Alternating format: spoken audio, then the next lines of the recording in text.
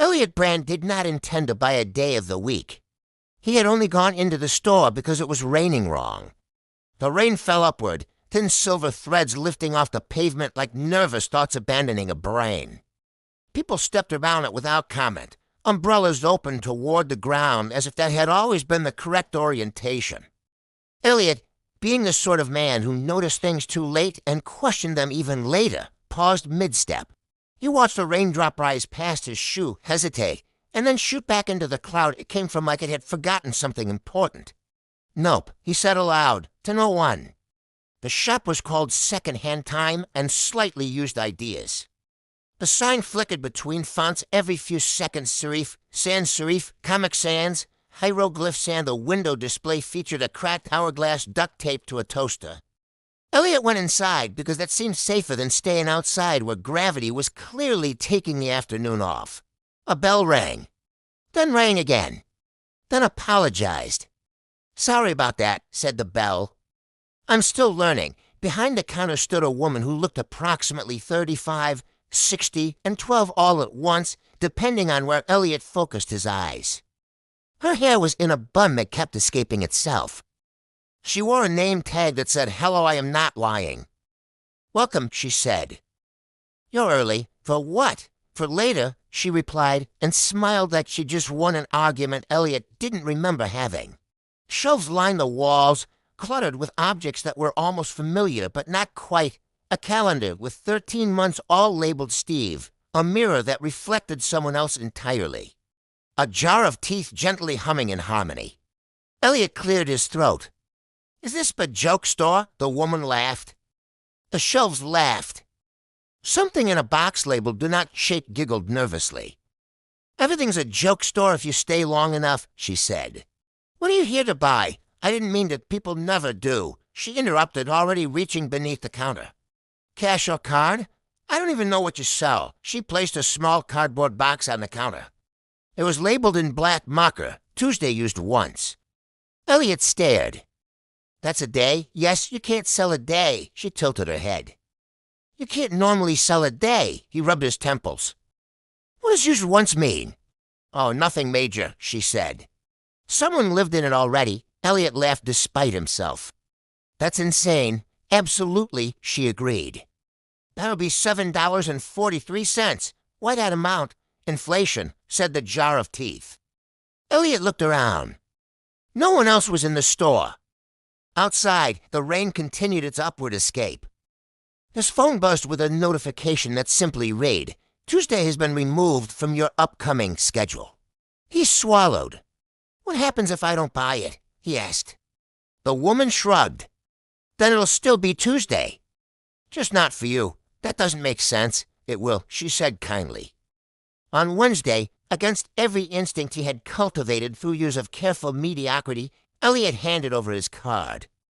The machine beeped, sighed, and printed a receipt that bled slightly. "Congratulations," the woman said. "You're now on one Tuesday. No refunds. No exchanges. No paradoxes before noon." "Before noon?" She slid the box toward him. "Enjoy." The bell rang again as he left. This time it whispered, "Good luck." Elliot opened the box in his apartment. Inside was a folded square of light. It smelled like burnt coffee and regret. When he touched it, the world blinked.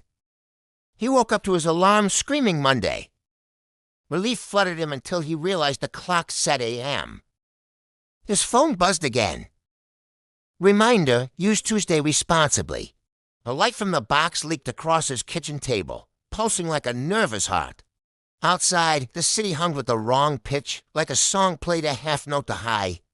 "Okay," Elliot said. "Okay. This is fine." He unfolded the light. Tuesday spilled out. Not metaphorically. Literally.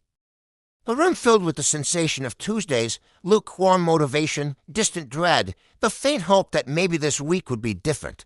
The walls shifted color, becoming the beige of office cubicles. His fridge began judging him silently. Then the knock came. 3 sharp knocks. 2 polite ones. 1 apologetic tap. Elliot opened the door. A man in a gray suit stood there, face smooth and featureless, except for a mouth that smiled too much. "Good morning," the man said. "I'm from the Department of Temporal Misallocations. I don't have time for this," Elliot said. The man checked his clipboard. "Actually, you do. You have an entire Tuesday that doesn't belong where it currently is," Elliot laughed. "Of course you are, sir," said the man patiently. "You have caused a scheduling event."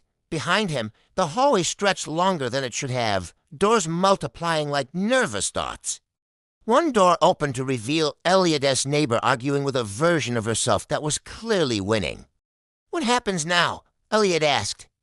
Well, the man said, "Best case scenario, you use the Tuesday and return it gently. Worst case, the hallway lights flickered. Thursday notices. Elliot felt cold. Thursday, the man leaned in. Thursday is very territorial. The light on the table pulsed faster. Somewhere in the apartment, a printer started printing paper that screamed as it came out. I didn't mean to do anything." Elliot said, "No one ever does," the man replied, and Elliot hated how familiar that sounded. A loud crack echoed through the building. The sky outside fractured like glass. And somewhere far above the city, something massive cleared its throat. Elliot ran. He grabbed the box, the light, and his coat, bolting down the stairs as the building rearranged itself behind him. Floors became suggestions. Elevators argued with gravity. A woman on the third floor calmly wore upon a noose for time itself. Outside, the rain had reversed direction again and now fell sideways, slapping people across the face with mild inconvenience. His phone buzzed nonstop. "Tuesday is leaking. Please contain your Tuesday. Do not feed the Tuesday after midnight." He ducked into an alley and unfolded the light again, hoping, praying that using it would make it stop. The world lurched. Suddenly, it was Tuesday. Not like Tuesday that it was. The alley became an office break room. A man Elliot didn't know complained about spreadsheets. Someone microwaved fish. The existential dread was palpable. Elliot blinked. "What did I do? You scheduled yourself," said a voice behind him. He turned. A woman from the shop stood there, now wearing riot gear and holding a clipboard that was on fire. "Congratulations," she said. "You've entered your Tuesday. This is a nightmare." "Oh, no," she replied. "Nightmares are Fridays." The room shook.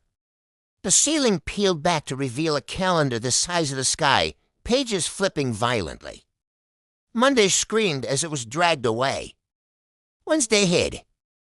Thursday smiled.